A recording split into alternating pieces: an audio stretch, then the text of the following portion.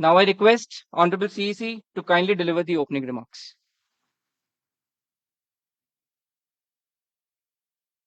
माननीय निर्वाचन आयुक्त Shri Gyanesh Kumar ji on my right, doctor Sukhbir Singh Sandhu ji निर्वाचन आयुक्त ऑन माय लेफ्ट, आयोग के वरिष्ठ अधिकारीगण और मीडिया के सहकर्मियों, आप सभी का इस प्रेस वार्ता में स्वागत है। 2024 के लोकसभा चुनाव के बाद वो जो पड़ाव निकला, अब दूसरे पड़ाव पर आपसे आज मुलाकात हो रही है। और जैसे मैंने पहले कहा था कि 3 gentleman are yet back again. Lok Sabha चुनाव 2024 जैसे आपको विदित है, विश्व स्तर की सबसे बड़ी चुनावी प्रक्रिया थी। सफलतापूर्वक और शांतिपूर्ण तरीके से संपन्न हुई। उसने पूरे डेमोक्रेटिक वर्ल्ड के लिए बहुत स्ट्रांगली डेमोक्रेटिक सरप्लसेस क्रिएट किए, बिना किसी वायलेंस के पीसफुल हुई और देश भर ने चुनाव का पर्व मनाया। हमने बहुत सारे रिकॉर्ड्स भी बनाए। पहली बार मैक्सिमम वर्ल्ड में पोलिंग हुई, मेल फीमेल टोटल। मतदाताओं की लंबी लंबी कतारें, बुजुर्गों की भागीदारी, youth, zero polls, massive seizures और फेस्टिव माहौल हमने देखा। बहुत सारे युवा साथियों ने हमारे साथ मिलके हमारे इलेक्शन एम्बेसडर्स के रूप में काम किया और लोकतंत्र का एक बिल्कुल जीवित उदाहरण देश ने देखा। गांव में, देहात में, east west north south central LWE areas, J&K, deserts, everywhere जो तस्वीरें दुनिया को भारत ने दिखाई, वो सभी को चकित करने वाली थी। इससे देश में नहीं बल्कि पूरी दुनिया में एक स्ट्रांग मैसेज गया। और जो चमक हमने देखी उस समय, वो चमक बहुत दिन तक दिखाई देती रहेगी। जब जब जब जब विश्व में चुनाव होंगे, कहीं भी किसी भी देश में हो, आपको निश्चित रूप से अपने चुनावों की तुलनात्मक याद आती रहेगी। ऐसा हमारा विश्वास है और वो हमें अपनी ताकत का एहसास दिलाता रहेगा। हाल ही में जम्मू कश्मीर और उसके बाद हरियाणा की चुनावी तैयारियों का जायजा लेने आयोग, हमारे सारे सहकर्मी वहां गए थे और एक बहुत ही नायाब किस्म का एंथुजियाज्म और डेमोक्रेसी के प्रति एक ललक और पार्टिसिपेट करने की इच्छा सबके अंदर दिखाई दी। जितने लोगों से हमने बात की, सभी पॉलिटिकल पार्टीज से, बहुत सारे लोगों से भी, सबकी एक मतलब एक ललाइक एक इच्छा थी कि जल्दी से जल्दी चुनाव हो। तो हम आपको जो उम्मीद और जो यकीन पैदा हुआ था 2024 का, उसको आगे बढ़ाने के लिए आज आपके सामने है। जम्मू कश्मीर के बारे में पहले जिक्र करूं तो आपको याद है कि मतदान केंद्र पर जो लंबी लंबी कतारें लगी हुई थी, वो जमहूरियत की ताकत का एक बहुत ही बेहतरीन मंजर पेश करती थी। वो सिर्फ लंबी कतारें नहीं थी, वो आवाम की उम्मीदें थी, जज्बातों और उनके मुस्तकबिल की नई तस्वीर लिखने की एक ख्वाहिश थी। Everybody wanted to participate, prove a point that we are here in this queue not only to vote but to demonstrate a very strong desire that democracy flourishes in this area. और उम्मीद और जमहूरियत की ऐसी झलक ये बताती थी कि आवाम तस्वीर बदलना चाहता है और अपनी तकदीर को खुद लिखना चाहता है। और ये कतारें इस बात का सबूत थी कि लोग सिर्फ बदलाव ही नहीं चाहते, बल्कि ये भी चाहते हैं कि उसका हिस्सा बनकर हम खुद से अपनी किस्मत लिखें। This was a purely A triumph of ballot over bullet. आपको याद होगा कि जो वैली की 3 पार्लियामेंट्री कॉन्स्टिट्यूएंसीज थी, उनमें 51% का वोटिंग हुआ और वैली ने वायलेंस को नकारा और वॉइस को वोट के माध्यम से आगाज किया। जम्मू कश्मीर के लोगों ने बुलेट और बाइकॉट के बदले बैलेट को चुना। आपको ये भी याद होगा कि कश्मीरी माइग्रेंट्स के लिए आयोग ने विशेष व्यवस्था की थी। द इलेक्शंस वी से should be inclusive. Every section of the society must get a full chance to express themselves during the elections। तो हमने इनको सरलीकरण किया था उस समय में, जो इस समय भी जारी रहेगा। क्या किया था कि फॉर्म एम को हमने रिलैक्स किया था, और कुछ बहुत ही कम्बरसम प्रोसेसेस थे जिसमें सेल्फ अटेस्टेशन की आवश्यकता होती, जिसमें ऑथराइजेशन कराने की आवश्यकता होती थी, उसको सेल्फ अटेस्टेशन पर लेके आए थे। उसके बड़े पॉजिटिव रिजल्ट्स भी हमें मिले, और लोगों ने बढ़ चढ़ के, माइग्रेंट्स ने भी हिस्सा लिया। ड्यूरिंग द इलेक्शंस रीपोल्स की घटना जीरो थी, कोई मेजर इंसिडेंट वायलेंस की नहीं थी। और आपको ये भी याद होगा, जैसे पूरी कंट्री में अभियान चला के सीजर्स के बारे में व्यवस्था की गई थी ताकि कोई इंड्यूसमेंट फ्री इलेक्शन हो सके। जेएंडके में भी क्लोज टू 100 करोड़ का सीजर हुआ था। और इस बार भी हम बहुत स्ट्रांग कह के आए हैं कि किसी को भी इंड्यूसमेंट करने देने की छूट नहीं देनी चाहिए। I will explain to you in detail later. So if we now come to the J&K first, there are total 90 assembly constituencies, of which 74 are general, SC are 7, and SC are 6, ST are 9, and SC constituencies are 7। ये delimitation के बाद reservations जो provide किए गए, उनकी कहानी है।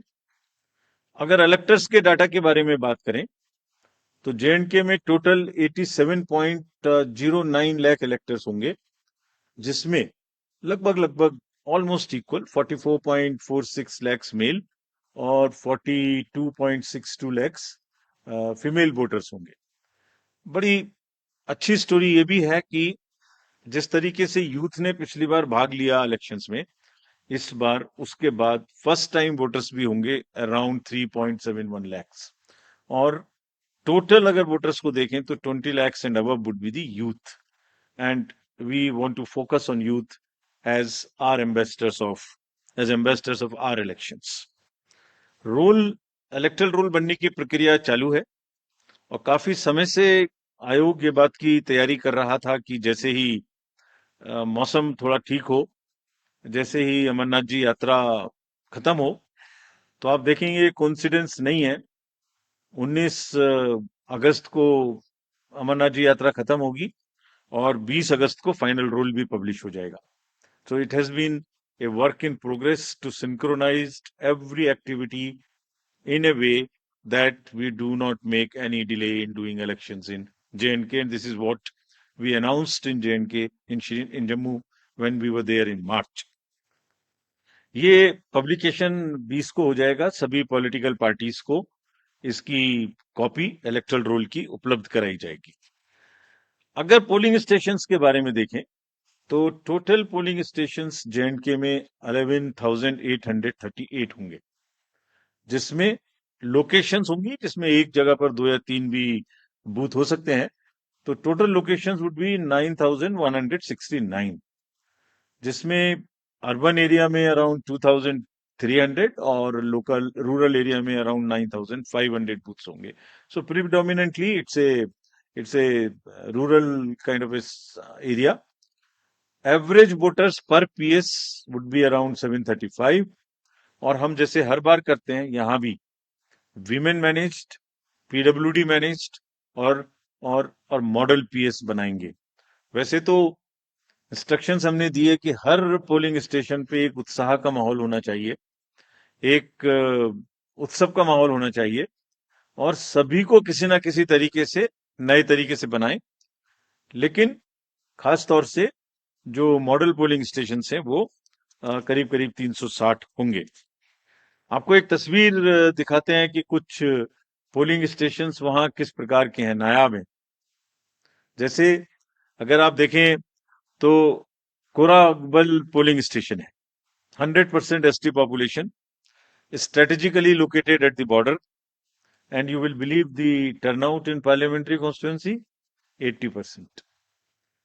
सो बिल्कुल सरहद पर हैं, और 80% पॉपुलेशन है। ऐसी अगर देखेंगे just a few glimpses, otherwise her polling station अपने आप में एक तस्वीर बयां करता है। जब चुनाव होंगे तो आपको दिखाएंगे।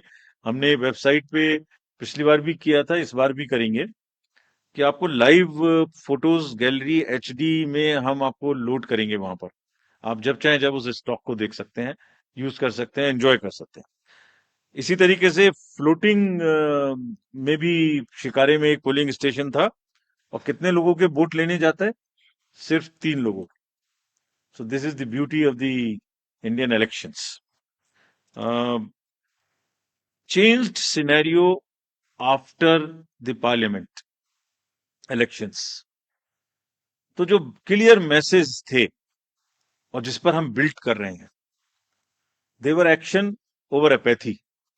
लोगों में ये नहीं था कि कुछ नहीं हो सकता, कैसे होगा, जाएंगे तो ये हो जाएगा, वो हो जाएगा। नहीं, people were there to participate in the elections. The long queue, the shine on their faces were testament to this particular thing. There was a belief over cynicism. There was thriving political participation in entire election. There was intense campaigning. These are the positives. A bit of change in the security scenario also since then. So what do we want? We want that the layers of democracy are strengthened in J&K. What does that mean actually? ये मतदाता बढ़ गए, ये एक aspect है। Percentage of voting increase, this is one aspect of strengthening of democracy. कितने लोगों ने इलेक्शन में पार्टिसिपेट किया, कैंडिडेट बने, दिस इज अनदर एस्पेक्ट। ये अलग आयाम है। लोगों की इच्छा है कि वो पार्टिसिपेट करें। कितने लोगों ने रैलीज निकाली, कितना प्रोसेशंस हुए, कितनी पब्लिक मीटिंग्स हुई, कितने लोगों ने सी विजिल पे शिकायत की, कितने लोगों ने सुविधा से एप्लीकेशंस दी। All these are establishing layered by layer roots of democracy in the J&K, and what therefore we expect that there would be more voters this time again। और ये सब ने हमें ये एहसास कराया कि लोगों में एक उत्साह है, और वोटिंग के प्रति हम एक्सपेक्ट कर सकते हैं कि ज्यादा वोट्स पड़ेंगे। विमेन पार्टिसिपेशन ज्यादा होना चाहिए, ऐसी हमें उम्मीद है, और हमारी कोशिश रहेगी। कैंपेनिंग अच्छे से होनी चाहिए, बिना डर के होनी चाहिए। Festive environment, more youth participation, more candidates, more use of IT, and vibrant polling stations. So we establish every dimension of the democratic festival in the state, in every layer wherever it is possible. जो बुनियाद वहां बनाई थी 2024 में election के दौरान, voting के दौरान, अब उस फाउंडेशन पर इमारत बनाने की पूरी की पूरी तैयारी है। And we were very enthused to see this. Actually, I wrote a few lines and I want to dedicate to the youth of J&K. सुनाता हूं आपको, ये खास तौर से voters of J&K and particularly youth. लंबी कतारों में छुपी है बदलते सूरत हाल, यानी जमहूरियत की कहानी। रोशन उम्मीदें अब खुद करेंगी गोया अपनी तकदीर बयानी। जमहूरियत के जश्न में आपकी शिरकत, जमहूरियत के जश्न में आपकी शिरकत, दुनिया देखेगी नापाक इरादों के शिकस्त की कहानी। This is and believe me, all of us when we went there, we believe in this, and therefore we made a very bold statement that come what may, elections in J&K would be very, very democratic. Friends, coming to Haryana, we are announcing elections for Haryana also. Haryana में जो total constituencies हैं वो 90 हैं, general 73, ST 0 और SC constituency 17 हैं। अगर electors इन हरियाणा की बात करें तो टोटल राज्य में 2.1 लाख इलेक्टर्स हैं, जिसमें 1.06 करोड़ मतदाता हैं, और इसमें महिलाओं की संख्या 95 लाख है।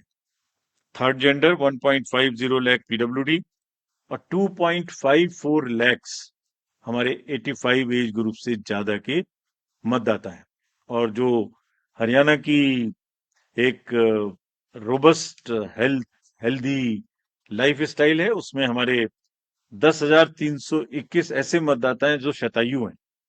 उन सबको हमारा नमन, और वो सब वोट देने आए, इसकी हम पूरी की पूरी कोशिश करेंगे। हरियाणा का इलेक्टरल रोल 27 अगस्त 2024 को प्रकाशित हो जाएगा। लेकिन उसके बाद भी this is again true for J&K and Haryana both. Electoral roll final हो जाएंगे, ये वहां 20 को और यहाँ 27 को। सबको कॉपीज मिल जाएंगी, पहले से भी पब्लिश हो चुकी हैं। लेकिन फिर भी अगर कोई मतदाता छूट गए तो उन्हें अपना नाम पंजीकृत कराने का अभी भी नॉमिनेशन से पहले समय होगा। पोलिंग स्टेशन अगर देखें तो हरियाणा में 20,629 पोलिंग स्टेशन होंगे, और जिसमें लोकेशन आधी होंगी, यानी 10,500 के करीब, 495 टू बी प्रिसाइज। यानी एक जगह पर दो बूथ या 3 बूथ होंगे, क्योंकि शहरी इलाके हैं। अर्बन एरियाज में 7,000 के लगभग, और रूरल एरियाज में 13,000 के लगभग पोलिंग स्टेशन होंगे। यहां भी हम लोग youth PWD women managed votes बनाएंगे। और एक चेंज और हरियाणा में इस बार किया है, जो पूरी कंट्री में अर्बन एरियाज में हम लोग कर रहे हैं, और स्लम एरियाज में, slum and multi stories in urban areas, उसमें जो मल्टी हाउसिंग सोसाइटीज हैं, मल्टी स्टोरी हाउसिंग सोसाइटीज, उनमें भी पोलिंग स्टेशन बना है। तो हरियाणा में इन पर्टिकुलर गुड़गांव, फरीदाबाद और सोनीपत, इनमें काफी पोलिंग स्टेशंस को मल्टी स्टोरी में शिफ्ट किया, और वहां की जितनी स्लम्स हैं उनमें भी जहां रेशनलाइजेशन की जरूरत है वो किया है, ताकि दोनों क्षेत्रों में कंजेशन भी कम हो सके और वोटिंग की परसेंटेज भी बढ़ सके। तो जितने मेट्रोपॉलिटन बड़े सिटीज हैं, this is one way of handling the so called urban apathy in the elections. Not to repeat, but all polling stations will, as the commission has promised, would have 100% facilities for drinking water, toilets for male and female both, signages, ramp, wheelchairs, sheds। और अब की बार shade की इतनी जरूरत शायद ना पड़े, मौसम अच्छा है। जो पिछले इलेक्शंस में गर्मी की वजह से दिक्कत हुई थी, इस बार नहीं हो। इंक्लूसिव एंड एक्सेसिबल इलेक्शंस कराने के लिए हम पूरी तरह तत्पर हैं। इन दोनों राज्यों में जैसे अब पैन इंडिया 85 प्लस लोगों को घर जाके वोटिंग का समय मिलता है, वो मिलेगा। और फिर से एक बार और दोबारा कुछ लोगों ने ये पूछा था वहां पर कि जब भी 85 प्लस की घर पे वोटिंग होती है तो पॉलिटिकल पार्टीज के एजेंट्स उनके साथ जा सकते हैं, so that they can see for themselves there is no manipulation at all. और उसकी वीडियोग्राफी भी होती रहेगी। तजुर्बा यही है कि बुजुर्ग लोग अभी भी ज्यादा से ज्यादा बूथ पे आना चाहते हैं, तो that is a very welcome step, and the officials have been directed to provide all facilitations to them at that place. So is true for our voters having persons with disabilities. Technology, as you all know, is very deep rooted in the Indian elections. We will continue to use voter helpline, C-Vigil, KYC, Suvidha, all of this you are familiar with. Candidates की अगर कोई criminal background है तो वो लगातार website पे KYC know your candidate app पर उपलब्ध रहेगा। कोई भी देख सकते हैं कि उनकी कोई गतिविधि पास्ट में क्रिमिनल बैकग्राउंड की तो नहीं रही है। सभी enforcement agencies, central and states, again as you know that during parliamentary elections we had a seizure of close to 10,000 crores, and especially more so of drugs, liquor. That same rigor, rather with the renewed emphasis, will continue. And जिस दिन हम J&K गए थे उस दिन सबसे बात की, सबको थोड़ा ताकीद किया, और उसी दिन एक बड़ा सीजर भी हुआ हमारे सामने ही। So that process will continue. the menace of drugs in either of these two states, J&K and Haryana, would be severely dealt with, and similarly the liquor. सभी पोलिंग स्टेशंस पे इस बार हमने 100% सीसीटीवी की व्यवस्था की है, और दोनों जगह में डिस्ट्रिक्ट मजिस्ट्रेट्स और फील्ड फंक्शनरीज को दोनों जगह में again very strict instructions have been given that उनको खाली निष्पक्ष रहना है, लेवल प्लेइंग फील्ड इंश्योर करनी है। किसी के भी क्षेत्र से अगर इस प्रकार की शिकायत आती है कि वो कोई पक्षपातपूर्ण रवैया कर रहे हैं, तो commission will be extremely strict with absolutely no nonsense approach in these cases. Observers also, again, we will be emphasizing कि वो अपनी रहने की जगह, अपना फोन नंबर न्यूज़पेपर्स में पब्लिसाइज करें, और कम से कम 1-2 घंटा एक दिन जरूर एक निर्धारित जगह पे बैठें, ताकि कोई भी आके उनसे कुछ कह सके। Fake media, fake news and social media, you are all aware. We are also aware. Now we are far more equipped to handle. सबको ताकीद दी गई है कि वो खास तौर से करें। J&K में सभी पार्टीज ने एक और स्पेशल रिक्वेस्ट की थी कि उनके जो कैंडिडेट्स हैं और जो पार्टी के ऑफिस बेरर्स हैं, उनकी सिक्योरिटी सबको बराबर बराबर से मैच करके मिले। ऐसा नहीं कि किसी को ज्यादा किसी को कम मिले। तो ये भी स्पष्ट इंस्ट्रक्शन वहां दी गई हैं, and we will ensure that all candidates get due security.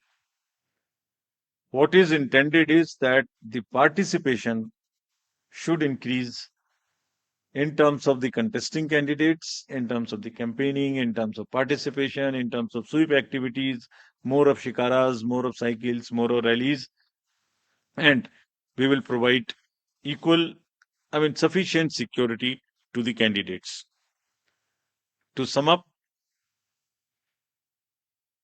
we are on a very happy note and a very, what should I say, after long gap, the elections are due and going to be held in J&K and in time in Haryana. और एक अच्छी चीज है इस बार, इस समय में, अगर जम्मू कश्मीर में देखें तो फेस्टिवल का भी सीजन है, एप्पल का भी सीजन है, जस्मीन का भी सीजन है, सेफ्रॉन का भी सीजन है, शिकारा भी है, ट्यूलिप भी है, और गुरेज फेस्टिवल भी इसी समय में है। तो सभी चीजें एक साथ कायनात ने इकट्ठी की हैं, उसमें जमहूरियत की उत्सव भी एक ही साथ है। और Haryana, as you all know, is a land of athletes. All the athletes and sports persons have done proud to the nation in Olympics, or almost it's a national pride. It's a symbol of national pride. Surajkund का मेला भी है, पिंजौर का heritage festival भी है, और beautiful राग and रागनी भी है हरियाणा में, जिनका डेमोक्रेटिक फेस्टिवल में, लोकतंत्र के चुनाव में जम के यूज होगा, ऐसी हमारी उम्मीद है। We made a promise to you that on 3rd of June, when we said we learned two things. So we made a promise that we will keep the election period short. So in true spirit of keeping that promise, now we present the shorter electioneering period, and in the best possible and conducive environment. Elections in J&K will be held in 3 phases. So this is a shorter period.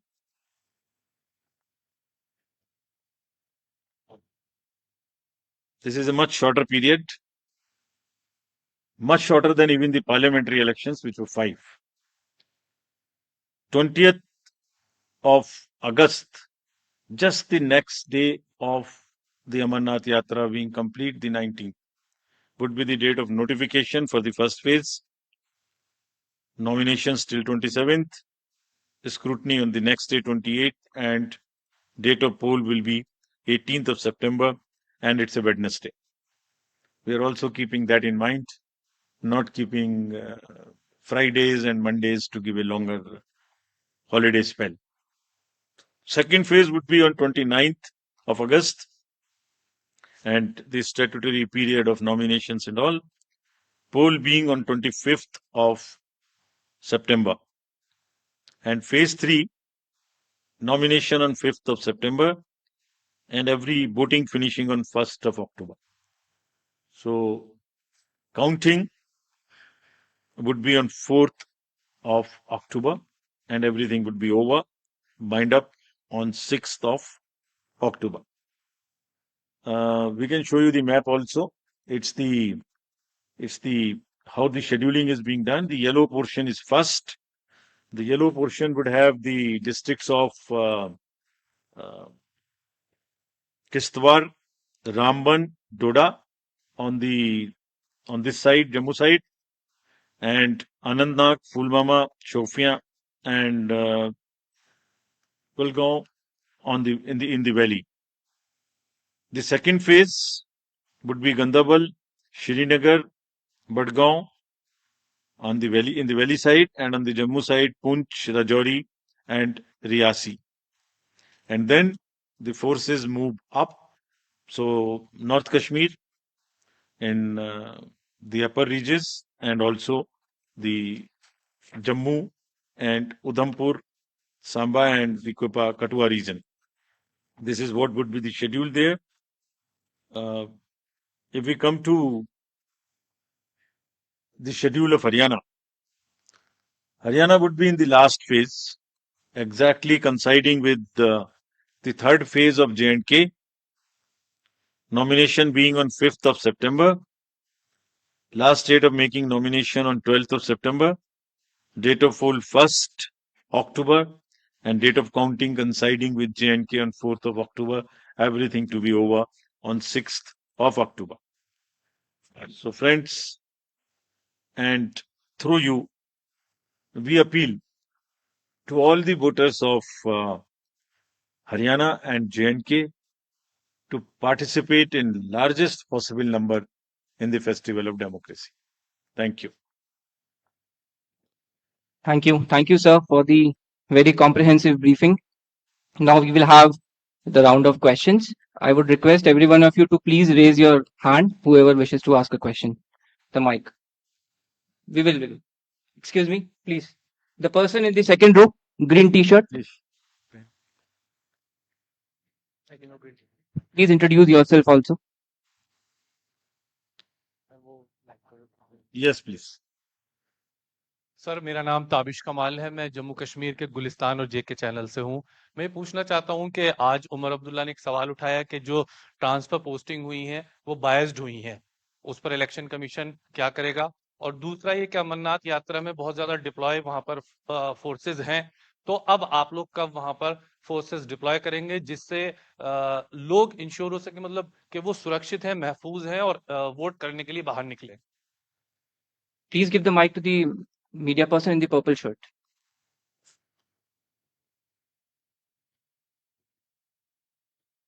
मैं संजय शर्मा हूं आज तक से। मेरा सवाल ये है कि महाराष्ट्र विधानसभा का कार्यकाल भी 25 को ही समाप्त हो रहा है, 26 नवंबर को। तो क्या वजह है कि इसके साथ ही चुनाव नहीं कराया जा रहा है? तो राजनीतिक हलकों में कहा जा रहा है कि ये कोई पॉलिटिकल कुछ ऐसा है, तो निर्वाचन आयोग क्या सोचता है इस बारे में? बहुत आसान है ये कहना और आपका पूछना भी। Please give the mic to the person बहुत ही आसान है in पूछना। the blue shirt, I'll answer. second last row.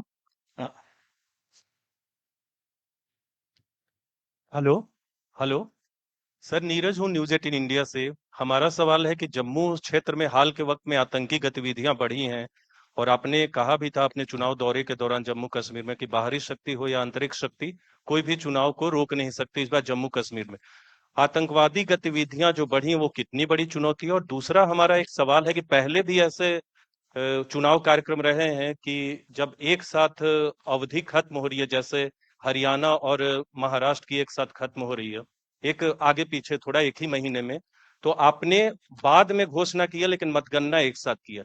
क्या ऐसी कोई संभावना महाराष्ट्र को लेकर इन दोनों चुनाव के साथ आने वाले वक्त में क्लब होने की है, या महाराष्ट्र और झारखंड के विधानसभा चुनाव अलग होंगे? Sir So we'll take more questions, or you would like to respond? Sir? एक और Yeah. Please give the person the last. उधर चले जाइए. From this side we will take some questions. Please, थोड़ा सा last में black shirt.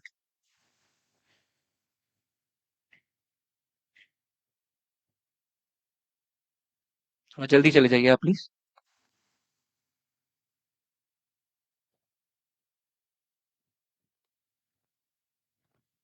हेलो सर, मैं गौरव श्रीवास्तव हूँ टाइम्स नेटवर्क से।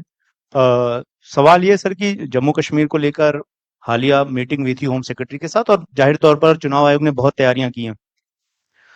खास करके कुछ ऐसे कैंडिडेट्स हैं जिनको बहुत ज्यादा थ्रेट है। आपने कहा कि हम उन्हें पर्याप्त सुरक्षा देंगे। किस तरह की सुरक्षा की डिटेल्स रहेगी, या किस तरह की उन्हें सुरक्षा कैटेगरीज दी जाएगी ताकि वो महसूस कर सके, खास करके वो इलाके जो कि बहुत ज्यादा आतंक प्रभावित क्षेत्र रहे हैं। और जम्मू कश्मीर से ही जुड़ा दूसरा सवाल ये है कि सर, जैसा कि पूछा कि जो ताबड़तोड़ ट्रांसफर हुए 198 अधिकारियों के, उसमें राजनीतिक आरोप ये लगा रहे हैं कि चुनावों की घोषणा को देखते हुए कहीं ना कहीं इंटरफेयर करने की कोशिश जो है वो एलजी की तरफ से वहां पर जम्मू कश्मीर में की गई है। और जिस तरीके से 15 अगस्त को अधिकारियों को बुलाया गया और उसके बाद उन्हें ट्रांसफर्स की जो तरीके जिस तरीके से हुए, वो कहीं ना कहीं चुनाव में एक तरीके से निष्पक्षता पे सवाल खड़े कर रहे हैं। So let me take these questions first. पहले लास्ट और फर्स्ट क्वेश्चन को पहले लेता हूं. Transfers and postings in J&K आज सुबह में हुई है. तो पहली बात तो शायद हमारा अनाउंसमेंट काफी जल्दी हो गया. लोगों को ये शायद इतनी जल्दी की उम्मीद नहीं थी. बट एनीवे, जो अभी हमने चेक किया है उसमें शायद एक एसपी हैं और 4 डीसीज हैं.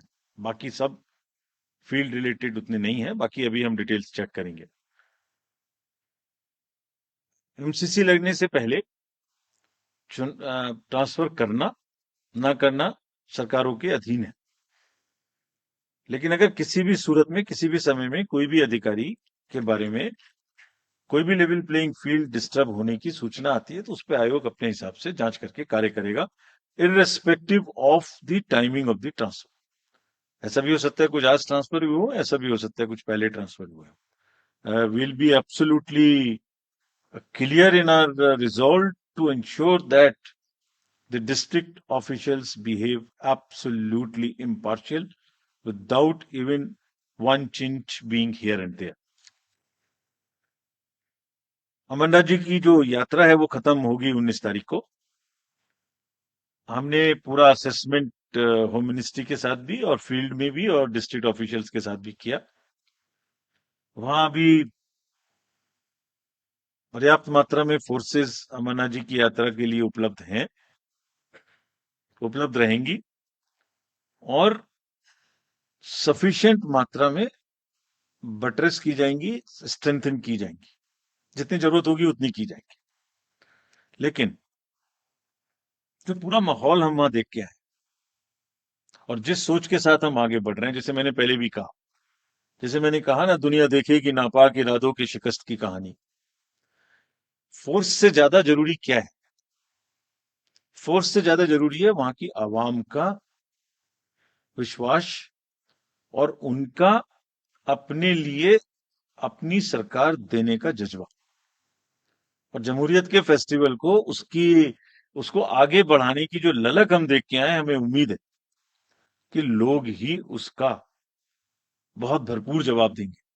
But nonetheless sufficient forces will remain to deal with any eventuality, whatever comes on the way.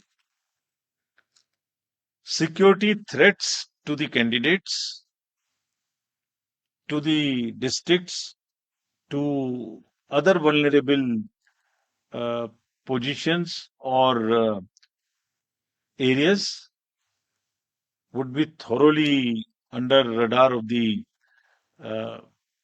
establishment and will be taken care of. मुद्दा एक ही है.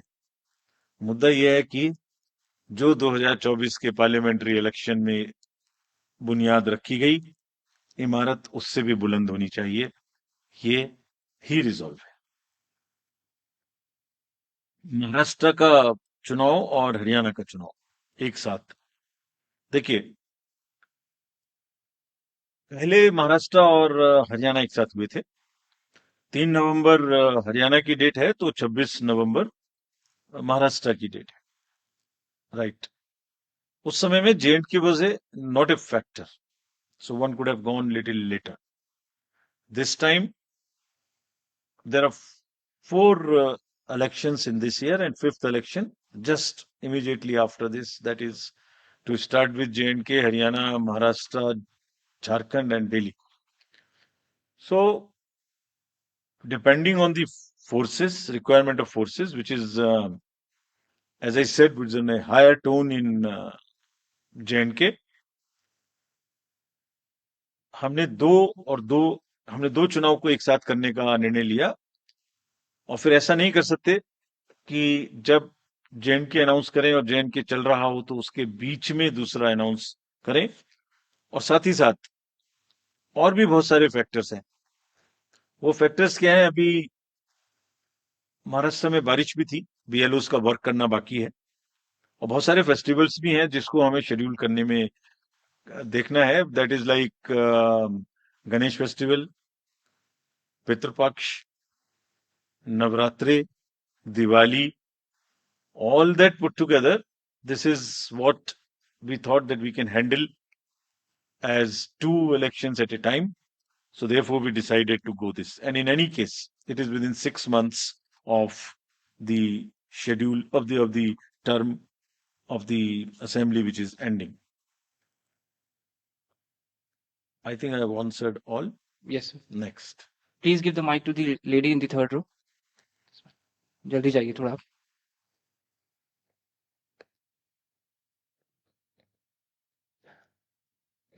थर्ड रो थोड़ा जल्दी लेके जाइए mic please.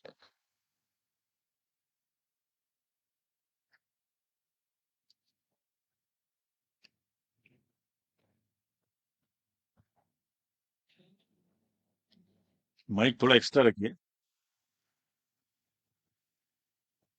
Sir, the Supreme Court had set a September 30 deadline for conducting the polls in J&K. Is there any particular reason that that you are going a day beyond? Okay. Please give the mic to the person in the first row, purple shirt. नमस्कार sir, मैं Pradeep Kumar total news से।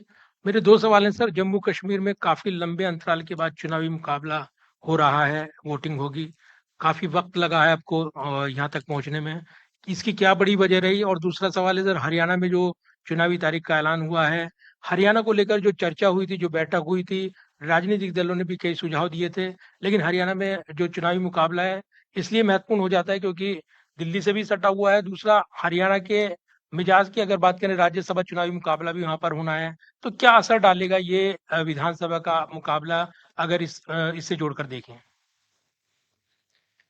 Please give the mic to the person, third row. Anuj. Sir Madhurendra, मैं news nation से। मेरा सवाल जम्मू और कश्मीर चुनाव को लेकर है। जिस तरह के हालात पिछले कई महीनों से घाटी में बने हैं, खास तौर पे मैं यहाँ पर सर, जिस तरह के हालात कई महीनों से घाटी में बने हैं और खास तौर पे जम्मू के रीजन में बने हैं, जो कि पूरा टेरर प्रोन एरिया हो गया है, और वहां पर एक तरह से देखा जा रहा है कि लगातार सिक्योरिटी फोर्सेस और आतंकियों के बीच लगातार मुठभेड़ चल रही है। तो ऐसी परिस्थिति में शांतिपूर्ण चुनाव कराना, फ्री एंड फेयर इलेक्शन कराना एक बड़ा चैलेंज इलेक्शन कमीशन के सामने भी है। तो किस तरह के डिप्लॉयमेंट होंगे, उसके लिए किस तरह की तैयारी की गई है, किस तरह से एजेंसियों के बीच कोऑर्डिनेशन है, और कैसे आप कैंडिडेट को भी और साथ साथ मतदाता को भी इंश्योर करेंगे कि वे अपने जमहूरियत में मताधिकार का प्रयोग स्पष्ट तौर पे कर पाए, बिना किसी फियर के कर पाए? We'll take one more question from there first. Sir मैं अरविंद हूं, मैं दैनिक जागरण न्यूज़पेपर से। सर मेरा सवाल है, आपने चुनाव के दौरान लोकसभा में आपने कई एम की बात की थी, एक उसमें फेक नैरेटिव था। इस बार चुनाव आयोग उस फेक नैरेटिव से निपटने के लिए क्या तैयारी कर रहा है? Mic to the lady, third row, first lady.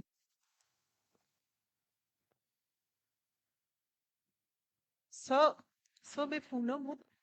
थोड़ा आगे आ जाइए। थोड़ा आप आगे आ जाइए। सर मैं Poonam. Okay. Welcome okay okay sir मैं पूनम हूँ अमर उजाला से।